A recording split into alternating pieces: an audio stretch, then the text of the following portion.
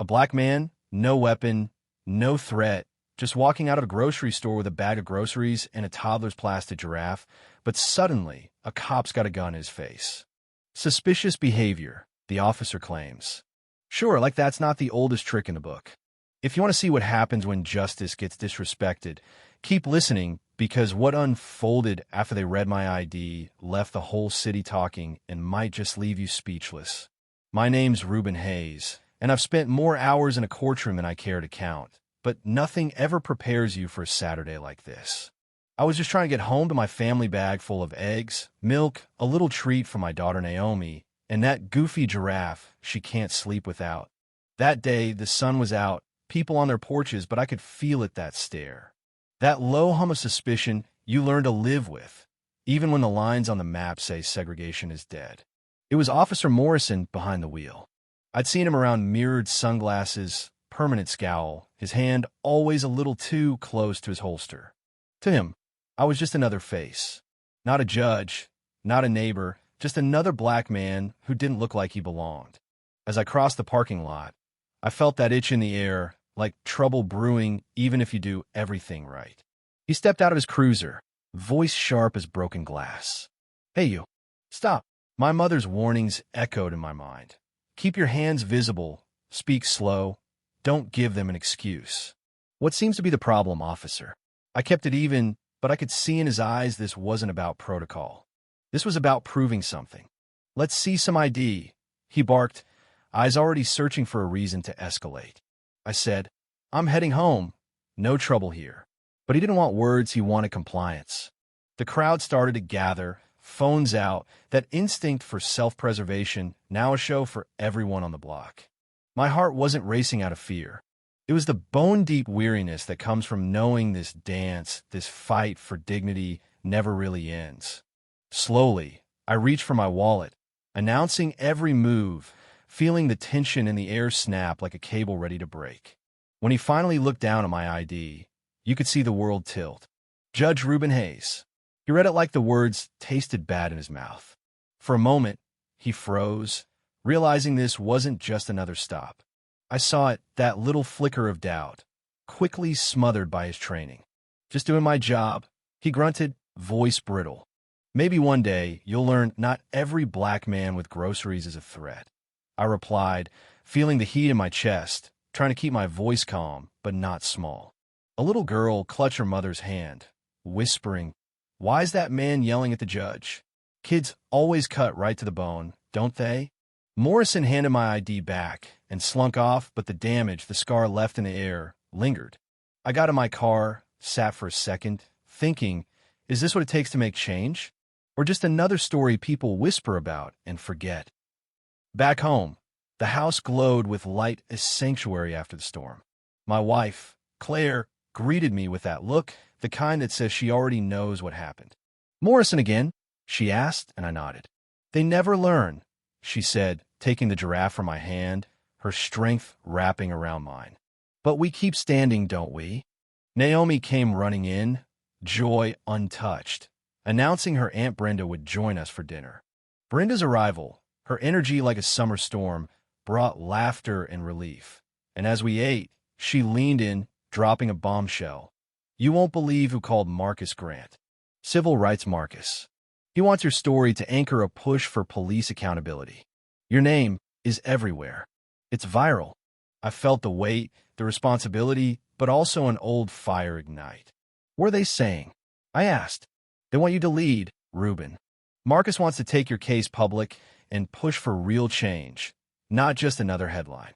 That night, as Claire tucked Naomi in, I sat by the window, feeling the pressure and the promise of something bigger than myself.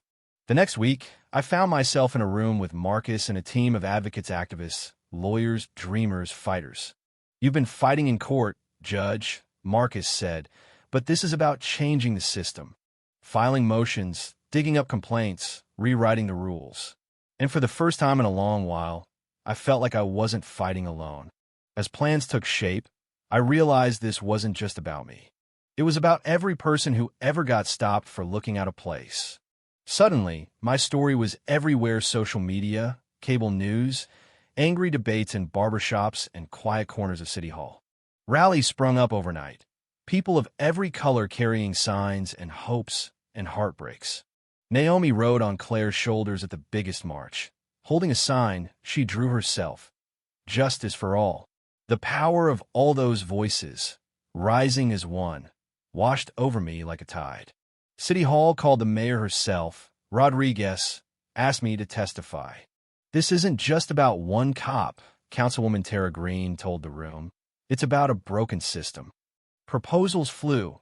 Independent review boards, real bias training, cameras that actually mean something.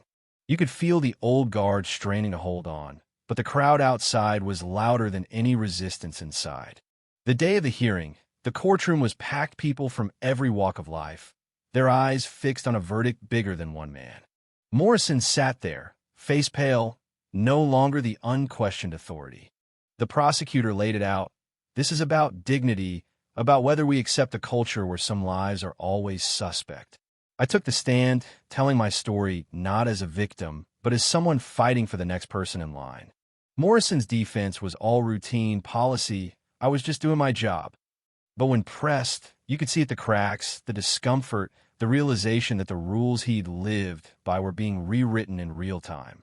The judge, Cassandra Mullins, told the court, "Justice doesn't live in the shadows. We must face our failings to heal." As the jury deliberated, I stepped outside. Feeling Claire's hand squeeze mine, Naomi pressed close. When the verdict came guilty, with a mandate for systemic reform, a roar went up in the streets. But with victory came more debate. Some called it justice, some said it went too far. The city split, old wounds exposed. I saw Morrison standing outside, alone, and Officer Rachel Hughes, who'd always been different, walked over. "It's a start," he admitted. "But what comes next?" "We build something better," she said, and I believed her. Back home, my mother told stories of my father, a man who survived by refusing to let the world harden him. "Don't let them dim your light," she said, and I promised I wouldn't. The story kept spreading from classrooms to international conferences. My story was shared in Geneva, my face suddenly familiar to people I'd never meet. But every movement, every bit of progress, comes with friction. Protesters and skeptics, debates in diners, tension and hope, all swirling around a single truth. Change isn't clean or easy. It's loud, messy, and hard-won. And then, the body cam footage dropped raw, unedited, the world seeing Morrison's anger, his knowledge of who I was, the ugly truth caught on tape. The city erupted again, but this time, nobody could hide from what was real. Public officials scrambled, promising reforms that couldn't be pushed aside. For the first time, you could see the change, feel it humming under your feet, like a train coming around the bend. The final hearing was like nothing I'd ever seen, a city holding its breath, waiting to see if justice was more than a word. The verdict? Accountability, reforms, a statement. This city will not return to sleep. But as I told Naomi that night, justice isn't swift or simple. It's grown day by day, person by person. So, now I'm asking you, what would you have done?